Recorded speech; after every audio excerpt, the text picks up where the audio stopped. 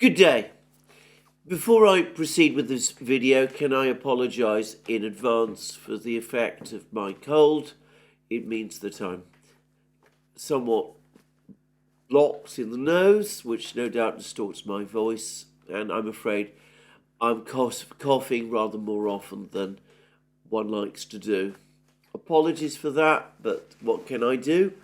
This is the time of year when people catch colds, especially in London, and I'm afraid I've got one. Anyway, to proceed with the video, we have more information trickling in about the military situation in Ukraine, more commentaries, all of which, however, point in the same direction of an increasing, rapidly deteriorating picture on the battlefronts. And I would suggest also clear signs now in the West that governments, Western governments, are beginning to despair of the whole project. They have no clear plan of what to do to respond to the situation, and no plan about how to turn things round. And they've grudgingly accepted, I think, that the conflict is moving in the direction towards a Russian victory, and that there is nothing that they can do to prevent that from taking place. The only thing that is left is to delay the eventual military collapse in Ukraine for as long as possible. And I sense that there's much more energy now committed to doing this than there is to seeking a diplomatic way out of the crisis. A couple of days ago, about a week ago, Glenn Deason and I did a programme, which you can find on the Duran, with Alistair Crook, and the programme should also be seen with another programme, watched together with another programme, that Alex Christoforou and I also did on the Duran with Larry Johnson. And both Larry Johnson and Alistair Crook have recently been in Moscow, and they have had discussions there. They had discussions whilst they were there, attending the same conference with some senior Russian officials. I should say I'm not sure which the officials those were, but they were clearly from the Foreign Ministry. I can venture a guess, but I'm not going to engage in guesses. Anyway, the Russian officials essentially said the same thing that Sergei Lavrov has just said in that television interview that I discussed yesterday. There are no substantive or even informal discussions taking place between the West and Russia about any topic, least of all about Ukraine. There are all sorts of people who come along floating various ideas, people like Richard Haass, but the Russians are deeply skeptical that these people carry any weight at all in Western councils, and they don't like and are not interested in the ideas that these people are coming forward with.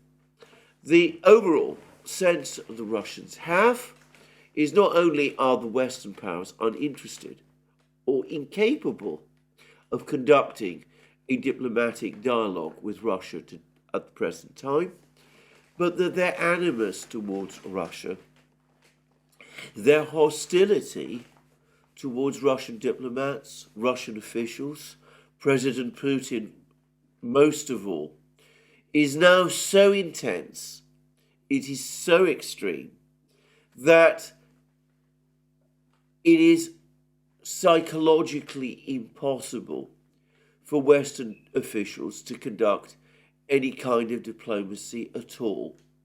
That the Russians get the feeling whenever they meet Western officials that the Western officials are angry and embarrassed about being in those meetings at all, and that they're in no condition to make or consider any proposals. And of course, to the extent that that is true, and I have absolutely no doubt at all, by the way, that it is true, it is fully in conformity with everything I have seen and heard coming out of the West over the last couple of months. To the extent that this is so, that means that really, realistically, there is no possibility of the West engaging the Russians in negotiations. Alistair Crook, by the way, went further. He said that Western officials are privately, obviously, frightened of the Western media, which remains implacably hostile. I mean, the mainstream media, implacably hostile to any negotiations with Russia, that they're very nervous of saying anything that might land them into trouble, get them into trouble with in the media, that this in effect is making it difficult for Western political leaders also, even those who perhaps deep down know better and understand better.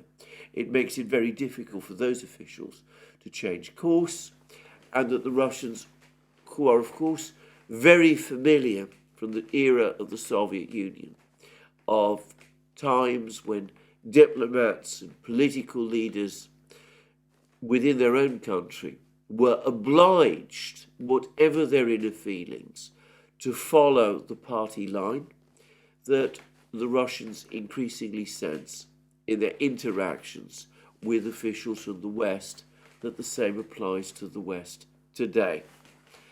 Alistair Crook, in particular, Laurie Johnson also had a lot more to say than just that, but in order to follow it, again, I would suggest that you watch those two live streams, or videos. You can find them both, as I said, on the Duran.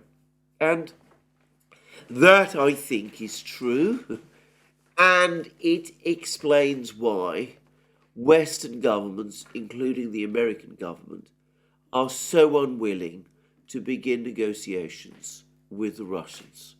They find it temperamentally, psychologically, emotionally impossible to do that. The fact that the Russians are winning the war probably makes it even more difficult. And of course, no Western foreign minister or diplomat or official wants to be seen negotiating with the Russians from a position of weakness and having to agree to things for which they will be criticized in the West, and therefore none of them is doing it. And that doubtless explains all of this sporadic and chaotic pressure that has been placed on the Ukrainians to do the negotiation for the West instead, for the Ukrainians to find some means to freeze the war or to extend some kind of outreach to the Russians in order to bring the fighting to an end. The Westerners don't feel able to do it, so they're looking to the Ukrainians to do it for them instead. And of course, the Ukrainians cannot do it. The political crisis in Kiev, the conflict between Zelensky and Zelensky, the general disillusion in Ukraine, the general sense of crisis there, makes that impossible. Any Ukrainian official who proposed negotiations would find themselves in serious danger, and if negotiations were to take place, given the falling morale within the Ukrainian army, the likelihood is that the very fact that a negotiation was taking place, the news that it was taking place, would make the Ukrainian military itself, would hasten its probably ultimately inevitable collapse. So there we are, no negotiations of any kind, of any substance. Now, that's not to say that people aren't coming up with ideas for negotiations. Now, the Stimson Center, named, I presume, after Henry Stimson, the former US Secretary of Defense and Secretary of State, one of the great figures of America's not-so-distant distant past. He was a major political figure and diplomatic figure in American diplomacy during the interwar years, the 1920s and 1930s. And he also served Franklin Roosevelt, and I think as Secretary of War, as I said, a major political figure in his day. But anyway, there is apparently a centre named after him. And Samuel Charap, he of the Council for Foreign Relations, another presumably acolyte of Richard Haas, he's recently come forward, writing for the Stimson Centre with someone else whose name I've forgotten, an elaborate scheme for how negotiations between Russia and Ukraine might take place. And he outlines a possible ceasefire, discussions, various mechanisms being set up to enforce the ceasefire, discussions about whether Ukraine can or cannot join NATO once the ceasefire is in place, and in what conceivable form that might be, and well, lots of things of this kind. I have to say, as a paper exercise, it was quite interesting to read, and I have no doubt at all about the good faith and seriousness of the authors. But it's all seemed to me, ultimately, like an elaborate piece of make-believe, because no negotiations of this kind are, as I have said, taking place. There is no possibility for the moment of such negotiations taking place. And I can say with confidence that if somebody came along and presented Sergei Lavrov or Vladimir Putin with proposals along these lines, they would respond with one word: "Niet," Russian for no. There is no conceivable way that the Russians would be drawn into the kind of elaborate negotiations and discussions that Samuel Charap and company think. Now, I say that, I think that before Westerners start dreaming up these plans, they ought to do what Eve Smith urged them to do months ago: stop negotiating with each other, discussing with each other what would be the compromises, the least difficult compromises that the West might make in such negotiations, and rather instead look at what the Russians themselves are saying and understand how the Russians presently feel about negotiations. Now, the one thing that came across to me very clearly, more than anything else, from the speech that Putin has just delivered before the Defense Ministry Board, the Russian Defense Ministry Board, is the depth of anger that Vladimir Putin feels about the whole Ukrainian affair. And the person he is most angry with is himself. He says that the West has pulled repeatedly the wool over Russia's eyes. And of course, he means his eyes. He has been running Russia since 1999. He became president formally in 2000, but it was in 1999 that Boris Yeltsin appointed him acting prime minister, and that he in effect took charge of the Russian government. Anyway, he's been in charge all of this time. It was he who negotiated with the Western powers for decades, assuming that they were negotiating with him in good faith.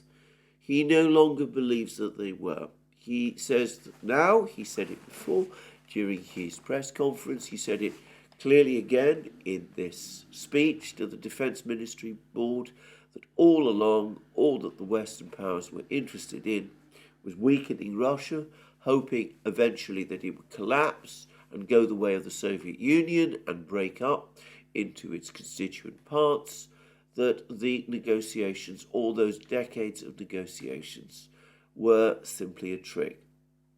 Putin now thinks that, and he's angry with himself for thinking that. He also says that the West was totally duplicitous over Ukraine, that they always intended to bring Ukraine into NATO, that all their protestations and pretenses to the contrary were wholly lacking in truth or value. And he says again that in 2014, after the Maidan coup, the West outplayed Russia over Ukraine and negotiated the Minsk agreement in bad faith.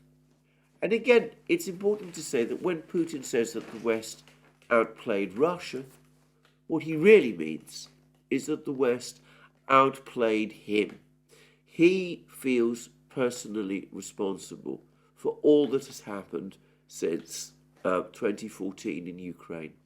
And they outplayed him, and they outplayed him over the events at Maidan, and they outplayed him over the West's success in achieving predominant influence in Ukraine, and they outplayed him over NATO's expansion into Ukraine, and of course they outplayed him over the Minsk agreement, and I've discussed in my program yesterday the very bitter feelings he probably feels, especially and specifically to Angela Merkel, who was the leader who throughout this period he trusted most and who deceived him, as he believes, most.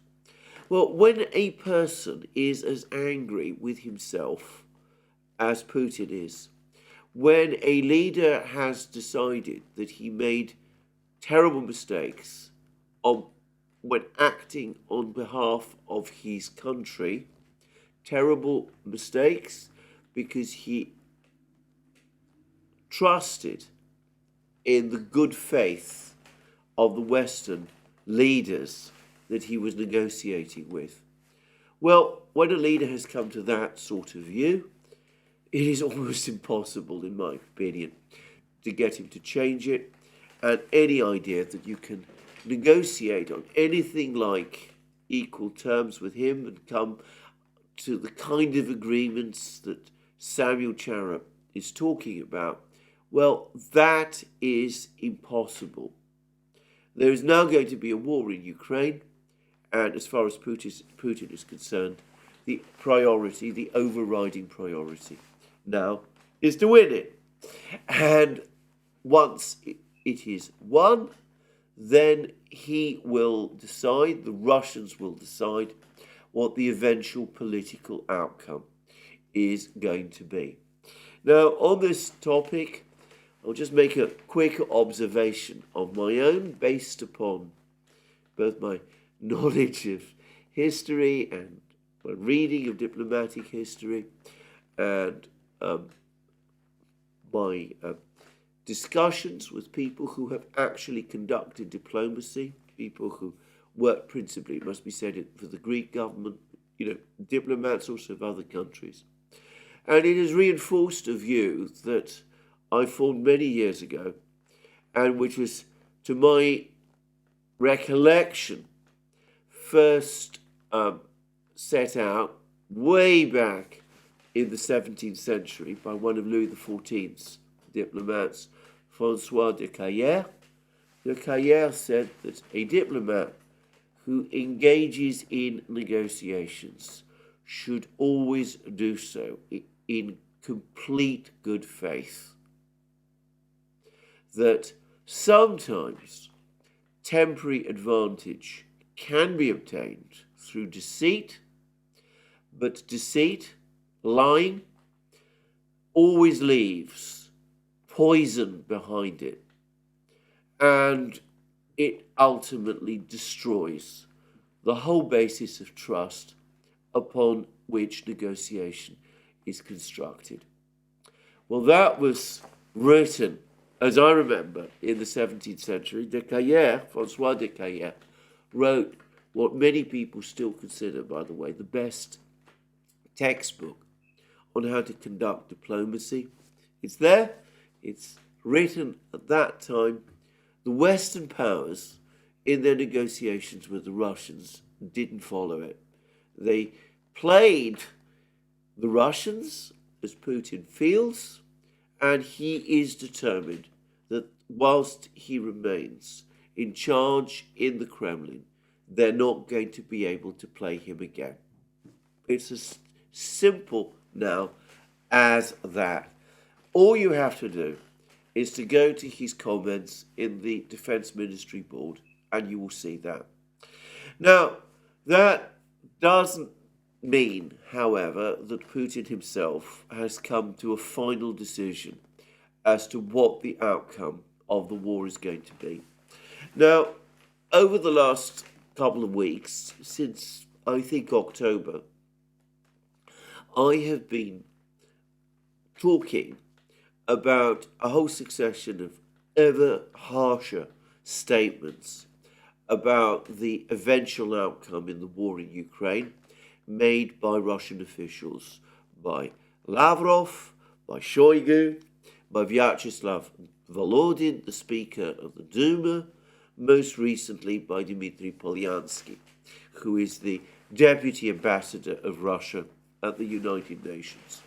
And, of course, Putin himself has also spoken about these matters many times, and his chief subordinate, the vice chair of the Russian Security Council, the man who supervises the work of Russia's defense industries, Dmitry Medvedev, has spoken about this even more.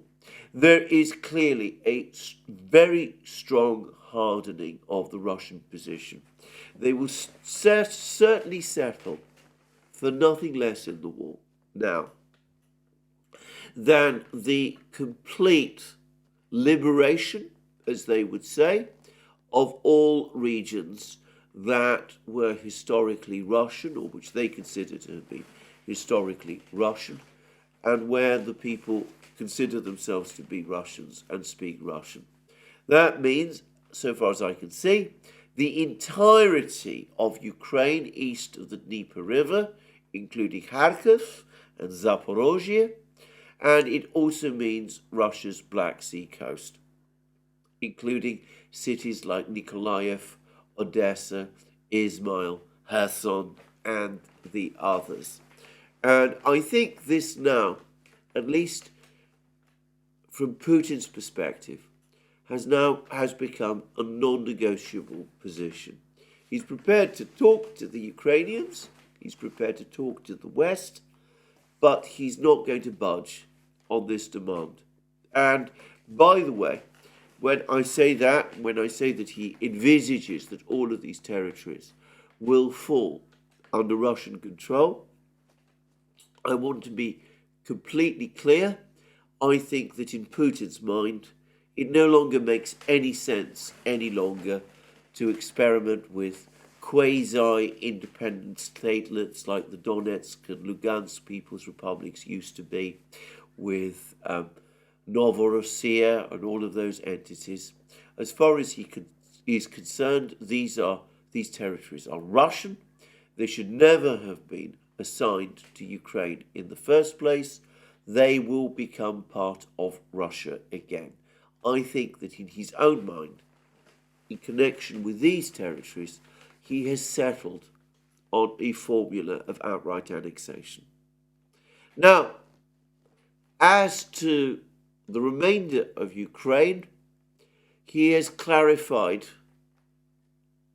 once and for all which parts of what is now Ukraine he is not interested in, and he does not believe that it is in Russian interests to move towards and to try to assimilate. And here it's straightforward. Again, it is the former Habsburg provinces of Western Ukraine, Galicia, Lvov, all of these places. As far as Putin is concerned, they are someone else's. First and foremost, obviously, they belong to the people who live there. What comes, whether they become part of Poland again, whether Romania or Hungary decide that they're going to take their piece, whether this area or entity will become independent, whether it will align itself instead with some sort of residual Ukraine based around Kiev.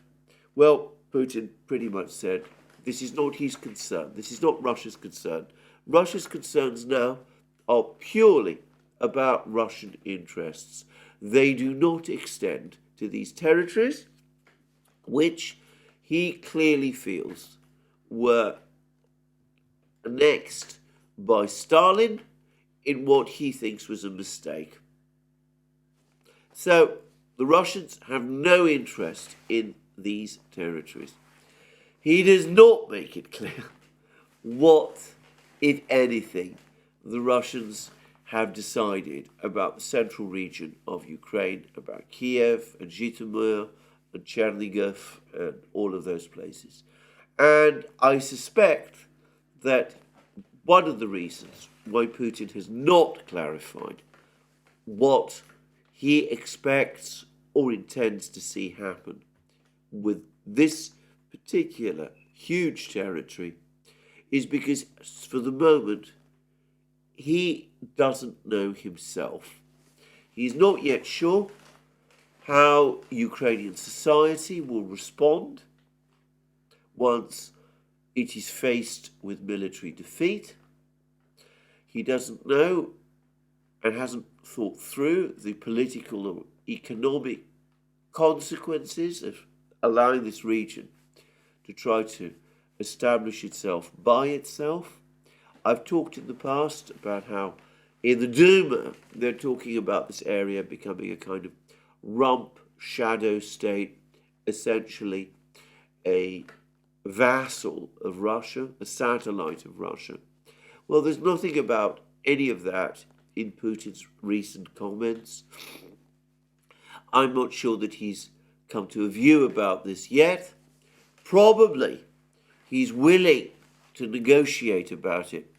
But one thing only I can say with absolute certainty, and he made that completely clear, again, in his words to the Defense Ministry Board, and that is that this region of Ukraine cannot join NATO. Now, I discussed this yesterday. I want to repeat this point again. Maybe, given how uninterested he is in Galicia, in western Ukraine, he doesn't care whether that small, impoverished region, as it will be, becomes part of NATO or not. But Kiev, Sumy, Chernigov, wherever is left in the center, it cannot join NATO either. For the Russians, that remains the strongest of red lines. And again, I don't know whether people in the West understand this. So, we'll see what we come to.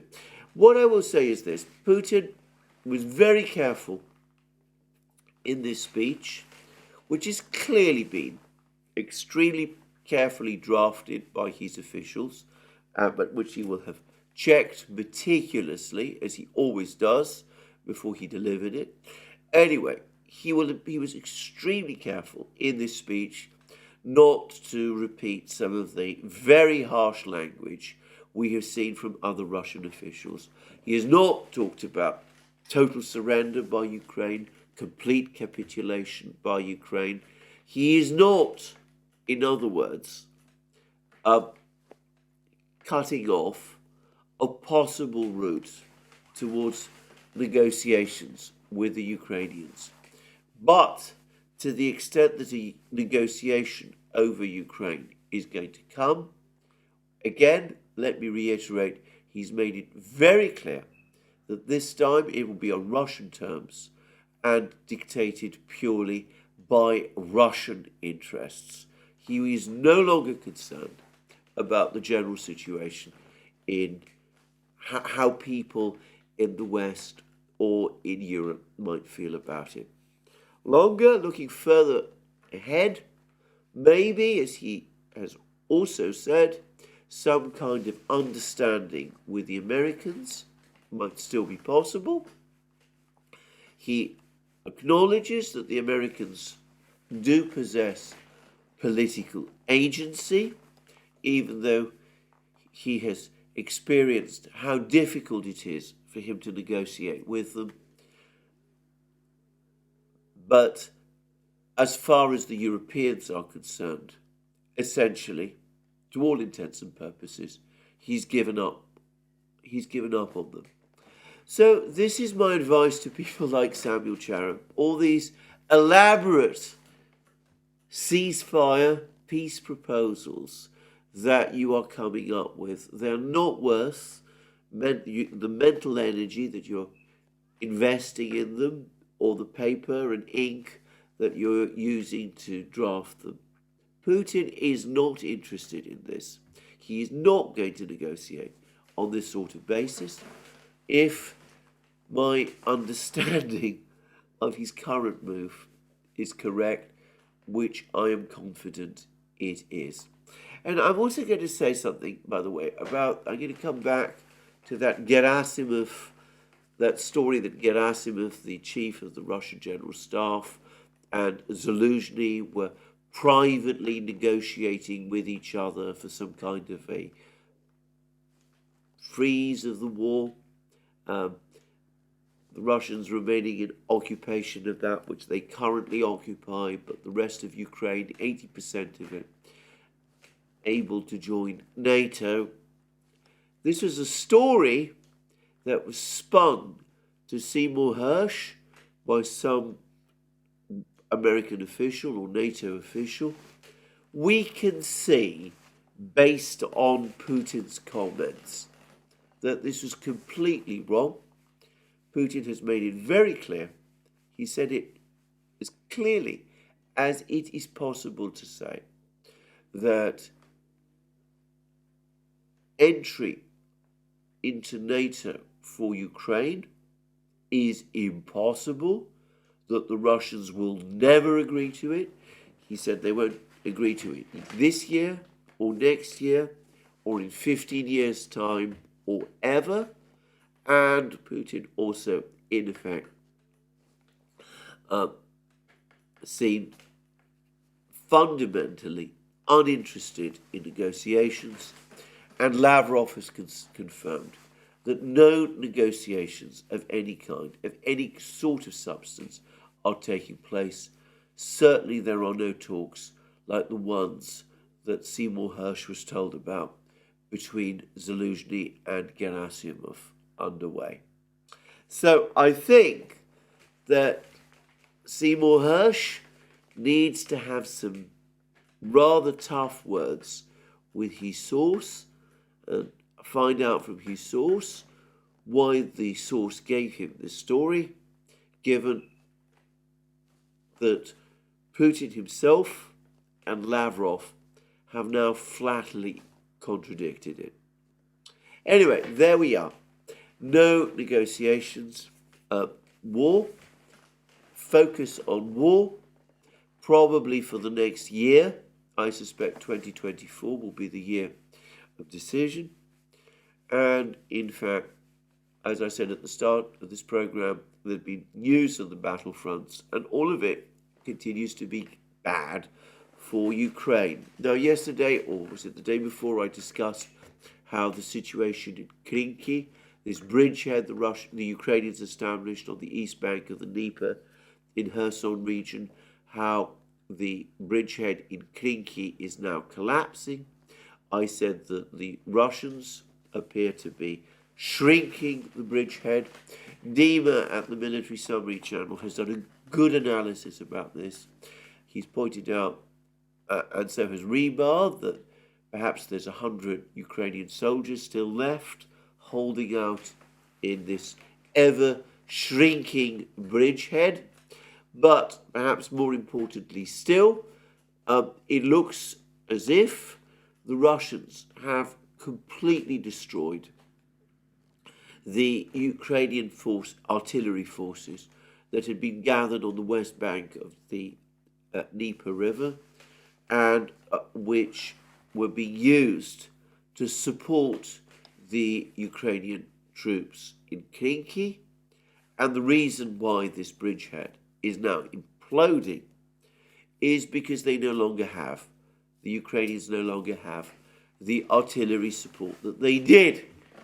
And of course, the crisis with artillery is intensifying. And I saw a report today from one of the Ukrainian channels. I think it was Legitimi, it might have been Resident, I can never remember which one, but which said that Zelensky, faced by this artillery crisis, has come up with a new cunning plan, and that is that Ukraine won't spend any more time trying to produce munitions, trying to produce shells.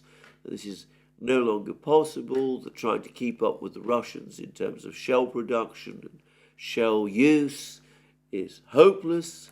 I can remember, by the way, that a year ago there were American officials advising Ukrainian officials on the eve of Ukraine's summer offensive of that very same thing. Anyway, Zelensky has accepted that, and he's now come up with his new plan, which is for Ukraine to invest everything it's got into building fleets and fleets of drones. And he's talking about 1 million drones that are going to be built by Ukraine, and presumably most of them handmade, because I understand that industrial facilities to build drones in Ukraine are now few and far between and easily targeted by the Russians. But anyway, he wants this to happen, and he's going to try to substitute drones for artillery shells. Now, there is no doubt at all that drones have played an instrumental, growing part in this war. Putin discussed this at great length in his speech to the Defense Ministry Board. But realistically,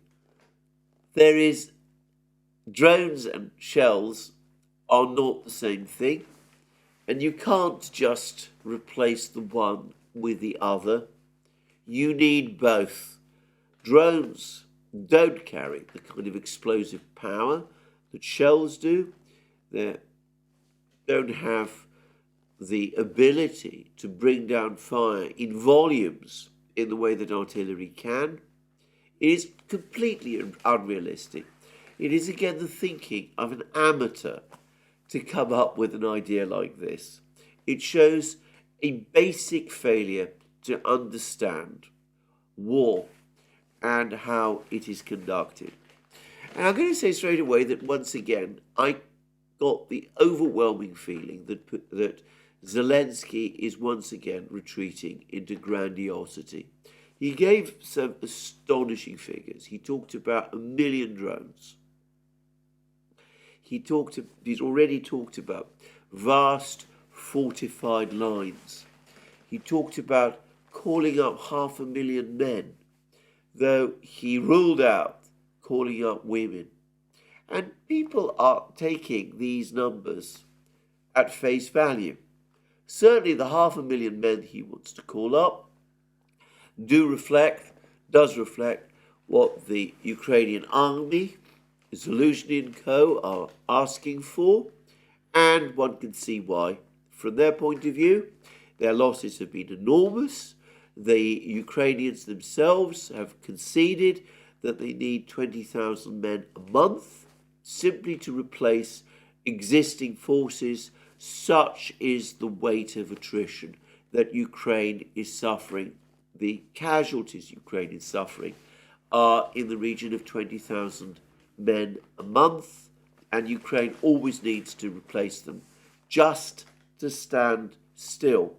By the way, Simplikis the thinker has done a really excellent calculation on this point, and he's pointed out that this Ukrainian admission that they need 20,000 fresh troops a month simply to replace losses translates to losses of 666 men, dead and wounded a day, which almost exactly matches the losses that the Russian Ministry of Defense says are being inflicted upon Ukraine on a daily basis. Anyway, Zelensky talks about 500,000 men. He accepts, though, that there are problems, that he doesn't know how all of this is going to be funded. He hasn't yet worked out what the effect of this is going to be on the broader economy of Ukraine. There's all kinds of problems with this. But nonetheless, he's going to call up, or so he says, 500,000 men. It's acknowledged that most of the men don't want to fight, that they're taking enormous and elaborate efforts to try to avoid the call-up. There's plenty of articles now about all of this in the Western media, but nonetheless, that is what Zelensky says he's going to do. He's going to announce, probably in a week's time, shortly after, 500,000 men are going to be called up, 1 million drones are going to be produced, great fortified lines are going to be created, and behind all of this, Ukraine is going to continue the war. Simon Schuster, a Time magazine, about a month ago, published an article who said that Zelensky's team, his officials, are increasingly worrying that Zelensky is becoming delusional and messianic.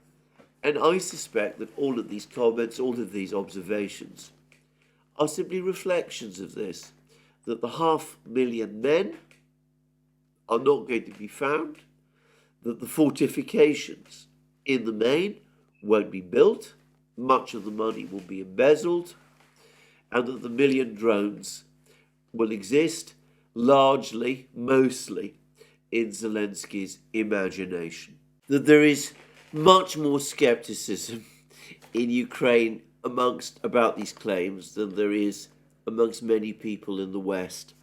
One of the most interesting facts about what has happened in Ukraine over the last few weeks and months is the steep decline in support and trust in Zelensky amongst the Ukrainian public. I've already spoken about the tensions between Zelensky and the military. They're clearly becoming increasingly frustrated and exasperated by his peculiar approach to the conduct of the war. And I suspect that for many of them, this talk of 1 million drones and 500,000 men is probably going to reinforce the already very great doubts that they currently have about him. There's a recording, or what claims to be a recording circulating, of a Ukrainian general, General Timoshenko, I believe he is called, in which he seems to be this general seems to be saying that the situation has become so bad that Ukraine is being driven over a cliff by its president, that the only way out of this mess is for the army to take control and to, in effect, move on to Kiev and take direct charge. Easier said than done. One wonders exactly what the reaction, both in the West and within Ukrainian society, to such a move would be. But perhaps if you believe this recording, which on balance I generally do, that, well, it does seem as if there are some Ukrainian military officials, generals, who are now talking in this way. And again, as several people, Simplicius the thinker being one, have correctly pointed out, Tymoshenko is talking in this fashion, but he's not coming up with any political plan for what to do once Zelensky is gone. There's no real plan, for example, about initiating negotiations with the Russians to stop the collapse from happening. It seems as if people like Zelensky, perhaps, Tymoshenko, Poroshenko, others, people who are talking about plots but haven't yet agreed on any plots, that they have this idea that provided Zelensky is removed from the scene, somehow things will at that point magically improve. There's been a lot of studies and research in recent decades about the discussions that were taking place in Rome in June and July 1943, leading to the overthrow of the Italian dictator Benito Mussolini, who had led Italy into a disastrous war against the Allies alongside Germany during the Second World War. And you find the same thing again. You find that all of these people who were busy plotting Mussolini's overthrow were focused very much on the increasingly obvious flaws and eccentricities of Mussolini's personality, the irrational and illogical orders that he was giving, but they had no real plan, no coherent plan about what to do when he was overthrown. And when they did manage to overthrow him, they were, in effect, cut adrift. Eventually, they did stumble into negotiations with the Allies, but by the time they did that, the whole situation had spiraled out of control, and Italy, in effect, or at least the Italian government of that time, which they set up, ultimately simply collapsed. So, there we go. That, it seems to me, is where we stand now in terms of the political situation. But of course, as generals talk to each other in corridors or over the phone in Kiev, as the Americans become increasingly remote from the war, as the Europeans wring their shoulders, the Russians continue to advance. And I've just spoken about the situation in Klinki. We've now had more clarification about the situation in Avdiivka, as I've rather suspected. Claims that have been made that the Russians are somehow at a standstill in Avdiivka look to be wrong. It seems that the Russians are continuing their advance deeper into Avdiivka itself. They're taking more and more areas, not just within the town, where the main fighting has not yet begun, but in the areas around the town. They're taking more and more of it, bringing it more and more of it under their control. They're slowly advancing, however, along the railway to the northwest of Avdiivka towards this village of Ocheretine. I hope I'm pronouncing that correctly. Anyway, they're advancing towards that village. This is the village where the El País and London Times journalists were located when they spoke to Ukrainian troops in the region. Anyway, the Russians are gradually advancing towards this village along the railway line. If they capture this village, the whole situation of the Ukrainian positions in this area, not just in Avdiivka itself, will become seriously threatened. The village is on high ground. It will be difficult to capture, but if the Russians do capture it, then the Ukrainian positions north of Avdiivka and west of Avdiivka will start to collapse as the collapse in Avdiivka itself progressively continues. And on that topic, by the way, there was again another claim. I've lost count of how often I've seen these claims, that the Russians have finally completed their capture of Stepovoye, this village to the west of the railway track. They've been trying to capture this village now for many, many weeks. It's been, as I said, an extremely bitter encounter battle, that the Ukrainians might indeed be under intense pressure in this area to the northwest of Avdiivka is indicated by the fact that they've had to redeploy, apparently, another of their best brigades from the Rabotino-Verbovoye area, where the Russians are also advancing, to the Avdiivka front, trying to hold their positions around Stepovoye, along the railway track, all of which is a clear sign that the Russians are continuing to make progress. And I would suggest, by the way, that a lot of the enigmas about the Battle of Avdiivka is explained by this. The Russians make a breakthrough.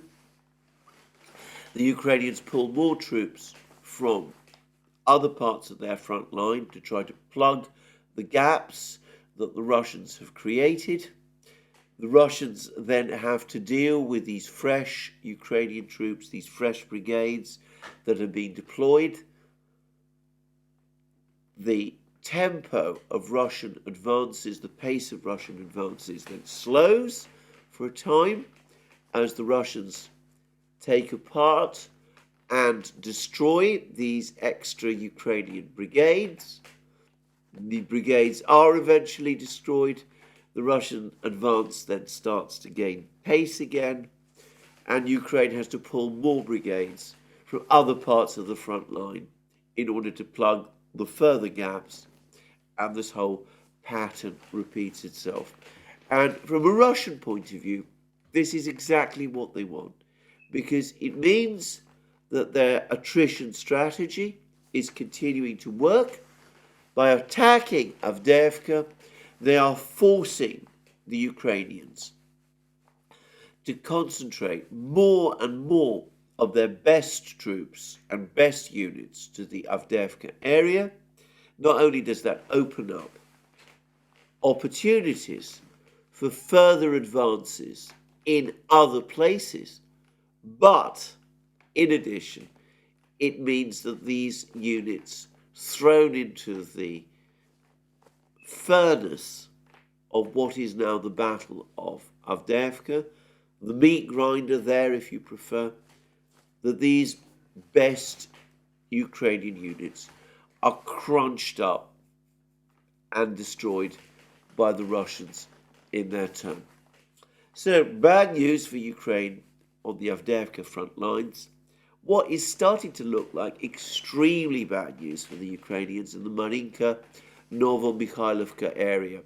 And the Russians seem to be pressing hard now and are coming close to, or perhaps not very close, but they are getting closer to the capture of this strategic village of Novo-Mikhailovka. They seem to be improving their positions north of Marinka as well. And just to reiterate again, capturing these places, Novo-Mikhailovka and the areas north of Marinka, are not primarily important in themselves. They're important because they threaten Ukrainian supply routes towards Vuhledar. If Vuhledar collapses, then the Russians will have won a decisive victory in the south of the Donbass area, and Ukraine's ability to launch more offensives in the Zaporozhye region will, if I am reading the maps correctly, effectively have gone. So, bad news for the Ukrainians in Novomikhailivka, and if possible, even worse news in the Bakhmut area. Now, I think it was in my program yesterday, it might have been the day before, I said that I'd read a report somewhere that said that the Russians are now within 4 kilometers of Chasiv Yar. I still think that is unlikely. Again, I'm not the best person at reading maps, but what does look like is indeed happening is that the Russians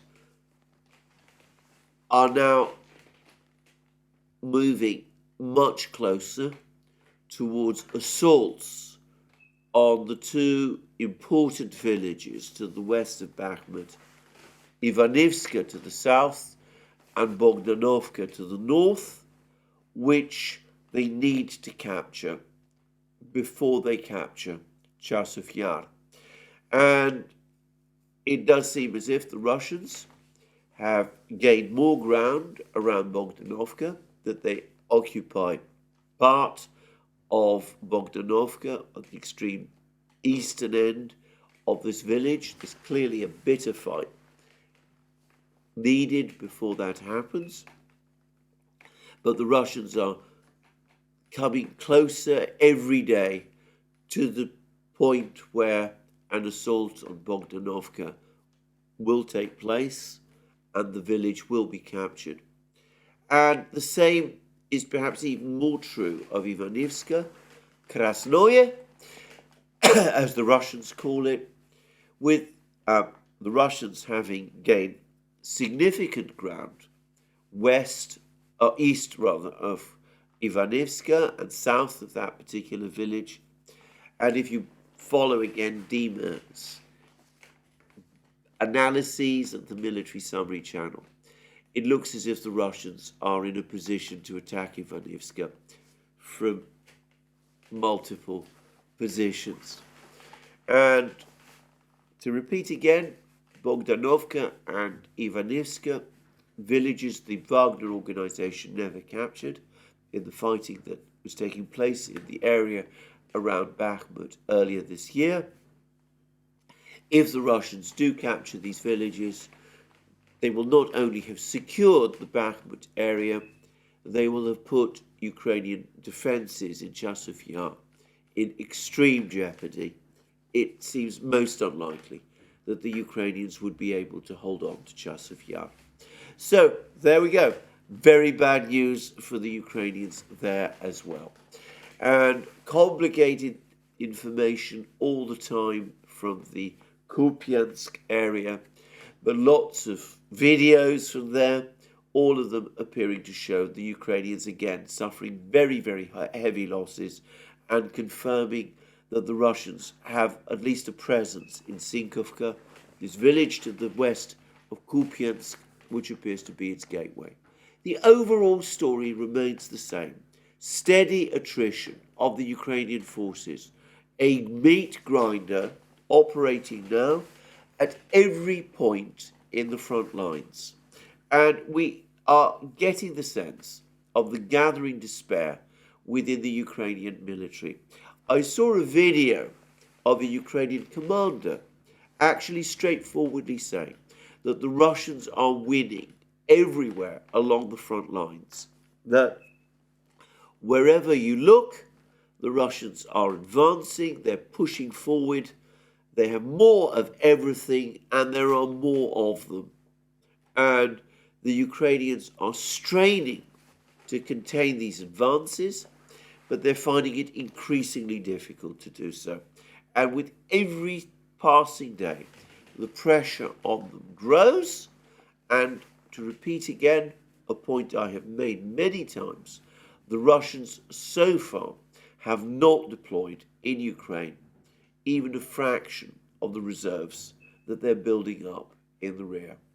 So, that's the situation on the front lines.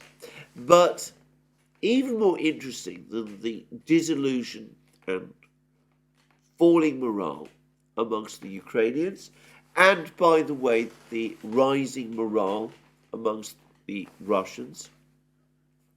In another program we recently did on the Duran with the war reporter Patrick Lancaster, who knows this area better than almost anyone else I know in the English language world, who's physically present in Donbass, he's actually said that the Russian soldiers that he speaks to are now becoming increasingly confident that the battle is being won and that the war in Ukraine is, well, it's not yet at an end, but perhaps we're beginning to see a possible way towards an end. At least that's the sentiment amongst the Russian soldiers. But anyway, even as that is going on the battlefronts, we can see Western officials starting to despair as well. And Tony Blinken has come forward now and made some extraordinary claims. He said that Ukraine must learn how to fight without support from the United States. He said that the Ukrainians need to be able to conduct the war, carry on the war, with far less support than they had received in the past. And he spoke, of course, of his confidence that the Ukrainians would be able to do so. Now, I conclude from this that the soundings that the administration has been taking in Congress and amongst the Democratic Party has been taking as well, all but confirm that the prospects of getting much more funding out of Congress for the war in Ukraine are wilting away. Congress people, J.D. Vance in particular, has been writing about this at length. People in Congress, Republicans in Congress, are becoming increasingly disillusioned with this war, and they are becoming deeply skeptical about it and about its prospects. And something has now happened which I am going to suggest is going to make Republican opposition to this war even greater, even though it is not connected to it. And this is the decision of the Supreme Court of Colorado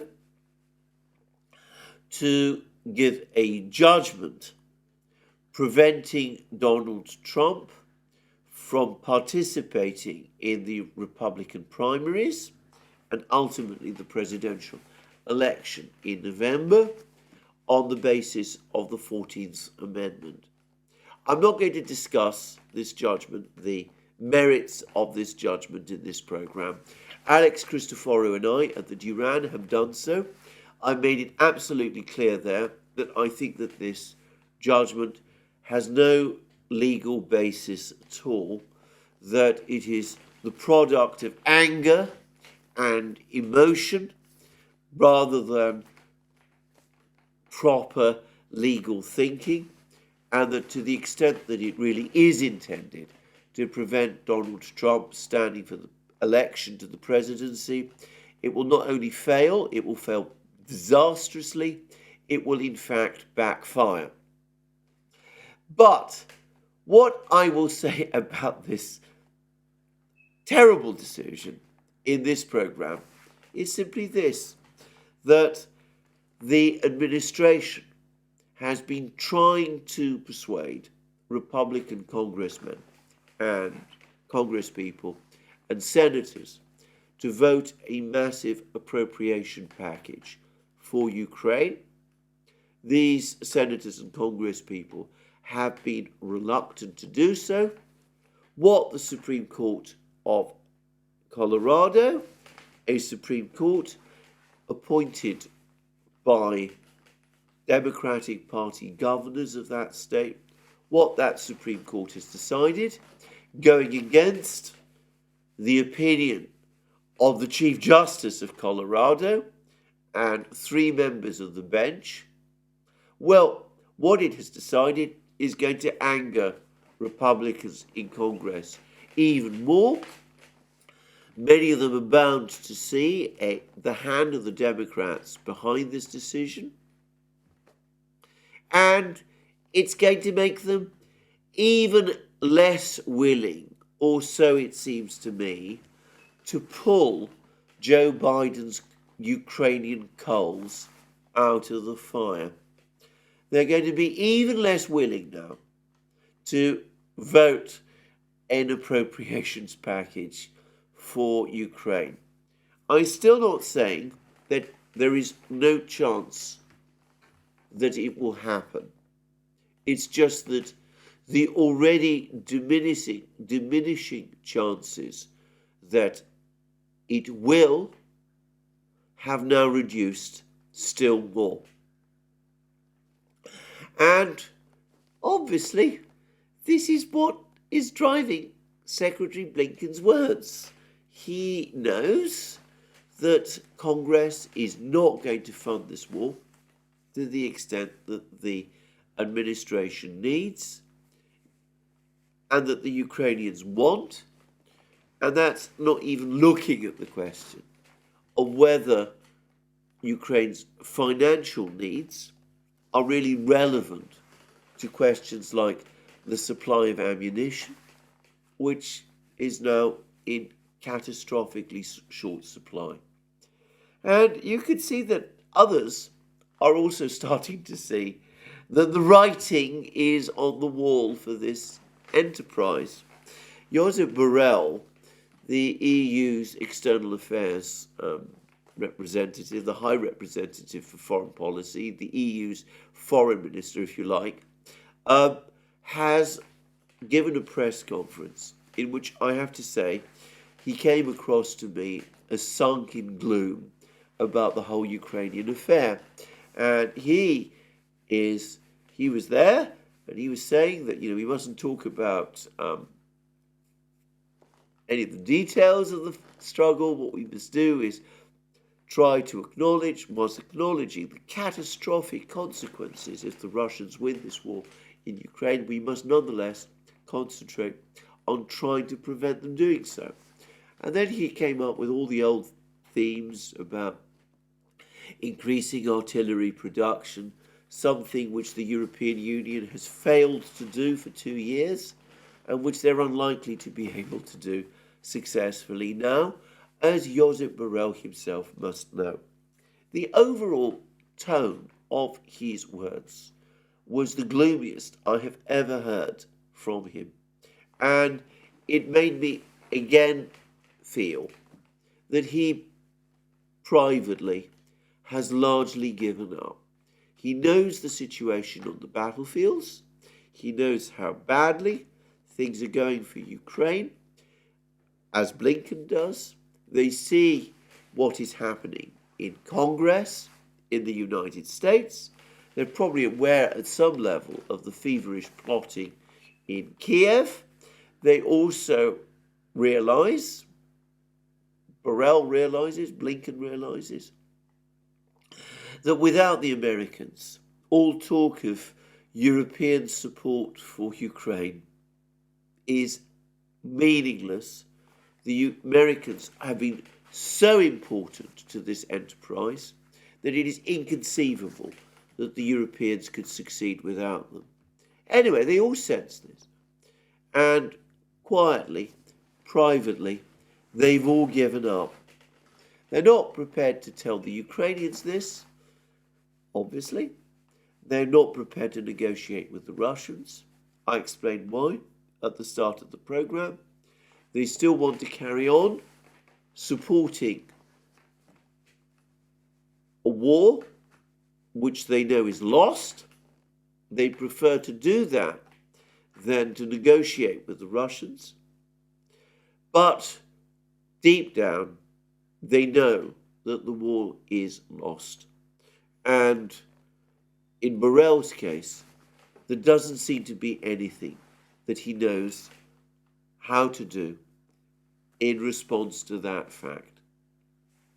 Well, there it is. We're getting other bits and bobs of information from the battlefronts, all of which tells us how bad the situation for Ukraine is. There was a particularly bitter posting on X by the journalist of Bild Zeitung, the German tabloid newspaper, Julian Röpke, one of Ukraine's most fervid supporters in the Western media.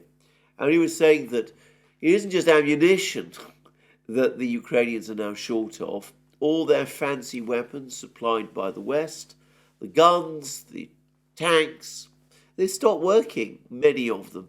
That trying to maintain these complex, elaborate, sophisticated weapon systems in Ukrainian winter conditions is proving impossible, and most of them are out of action most of the time. Now, Brian Beletic at the New Atlas predicted this. So from a completely different perspective did I. So did Lieutenant Colonel Daniel Davis. There it is. It's now come to pass. I am sure Borrell knows all about it. But of course, no one in the West is saying this. It's an astonishing situation.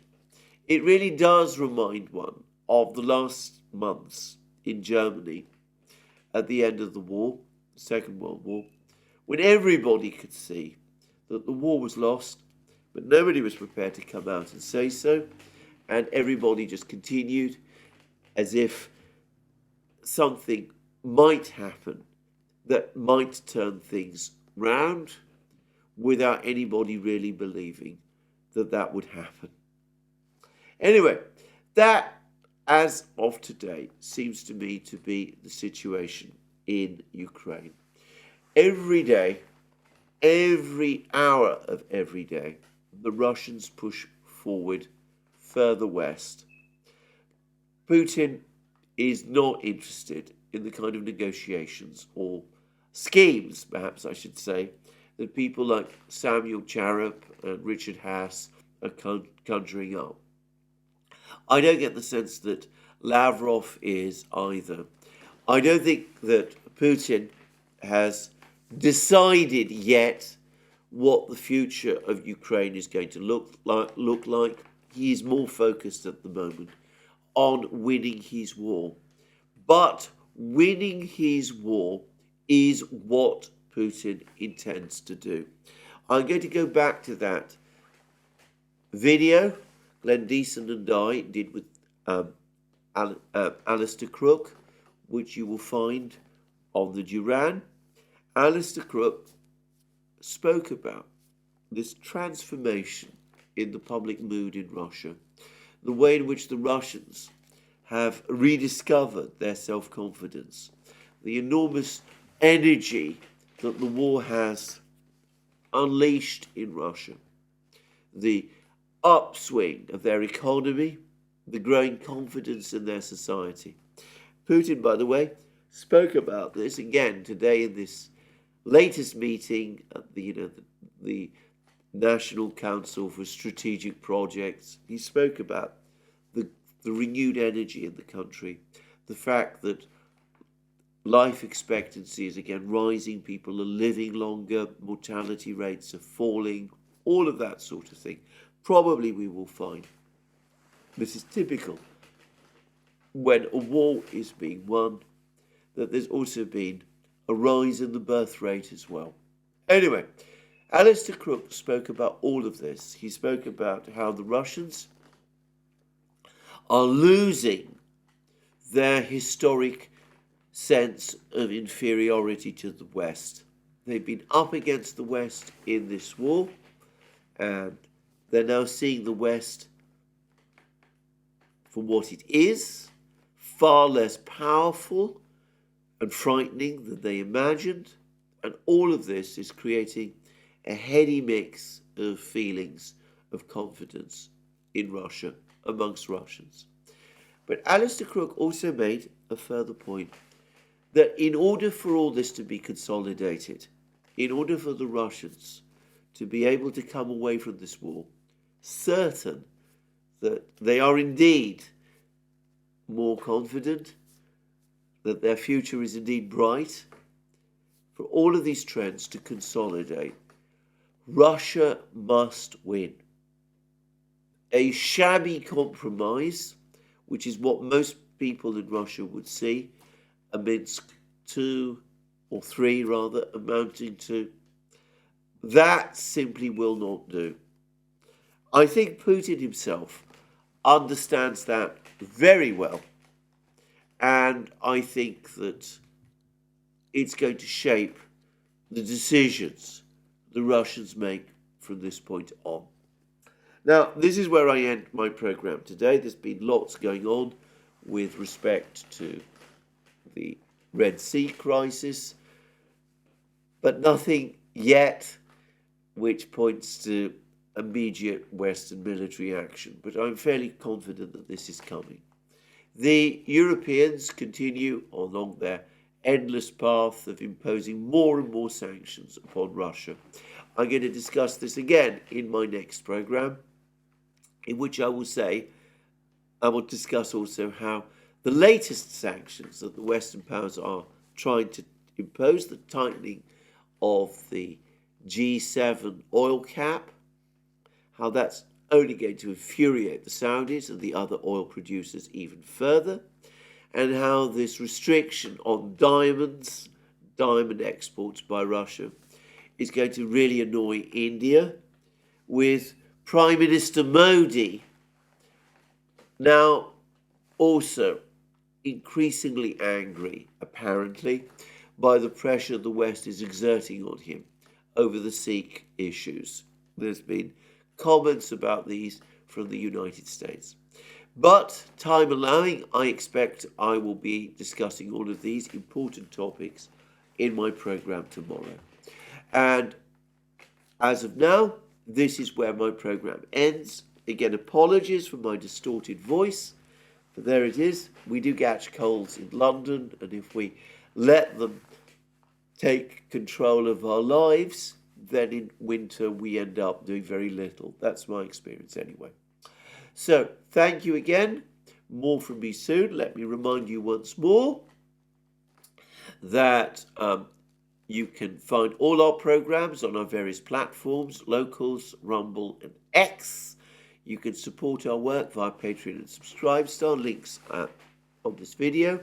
You can go to our shop and buy yourself the various things that you will find there, our magic mugs, our hats, our hoodies, our t-shirts, our sweatshirts, all those great things. By the way, you will find that we are also at the present time doing a sale, a pre-Christmas sale. If you go to some of our later Duran videos, or if you check the website itself, the shop itself, you'll no doubt find the message that you need to write in order to get yourself the 20% discount. And last but not least, please remember, if you like this video, to press the like button and to check your subscription to this channel. That's me for today. More from me soon. Have a very good day.